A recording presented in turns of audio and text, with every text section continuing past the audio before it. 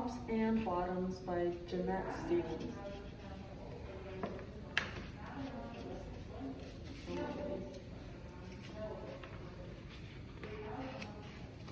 This is like a really weird way the book was designed. Okay.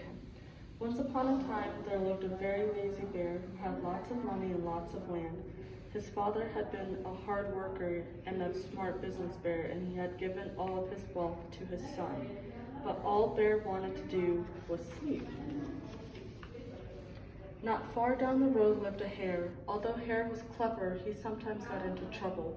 He had once owned land too, but now he had nothing. He had lost a risky bet with the tortoise and had sold all his land to Bear to pay off the debt. Hare and his family were in very bad shape. "The children are so hungry, Father Hare. We must think of something," Mrs. Hare cried one day. So Hare and Mrs. Hare put their heads together and cooked up a plan. The next day, Hare hopped down the road to Bear's house. Bear, of course, was asleep. "Hello, Bear. Wake up. It's your neighbor, Hare, and I have an idea." Bear opened one eye and grunted.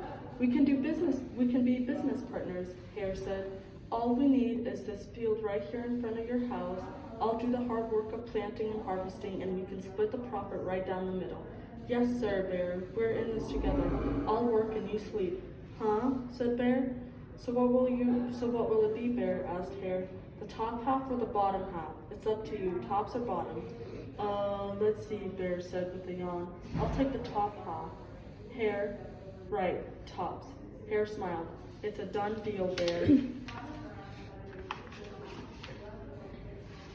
So Bear went back to sleep, and Hare and his family went to work. Hare planted, Mrs. Hare watered, and everyone weeded.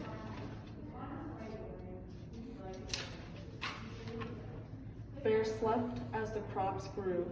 When it was time for the harvest, Hare called out, "Wake up, Bear. You get the tops and I get the bottoms." Bear stared at his pile.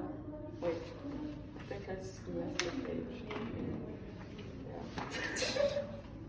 Hare and his family dug up the carrots, the radishes, and the beets. Hare plucked off all the tops, tossed them into a pile for Bear, and put the bottoms aside for himself. Bear stared at his pile. "But Hare, all the best parts are in your half. You chose the tops, Bear," Hare said. "Now, Hare, you've tricked me. You plant this field again, and this season I want the bottoms." Hare agreed. "It's a done deal, Bear." So Bear went back to sleep, and Hare and his family went to work. They planted, watered, and weeded. Bear slept as the crops grew. When it was time for the harvest, Hare called out, "Wake up, Bear. You get the bottoms and I get the tops." Hare and his family gathered up the lettuce, the broccoli, and the celery. Hare pulled off the bottoms for Bear and put the tops in his own pile. Bear looked at his pile and scowled. "Hare, you have cheated me again." "But Bear," Hare said, "you wanted the bottoms this time." Bear growled, "You plant this field again, Hare. You've tricked me twice, and you owe me one season of both tops and bottoms."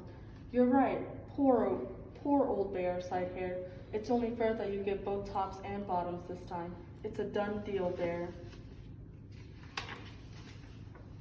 So Bear went back to sleep, and Hare and his family went to work. They planted, watered, and weeded, then watered and weeded some more.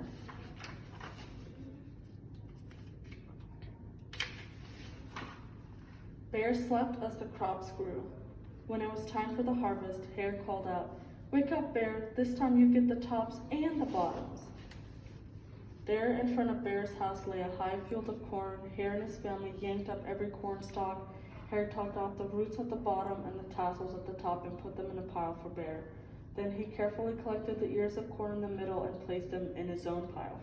Bear rubbed his eyes and watched. "See, Bear, you get the tops and the bottoms. I get the middles."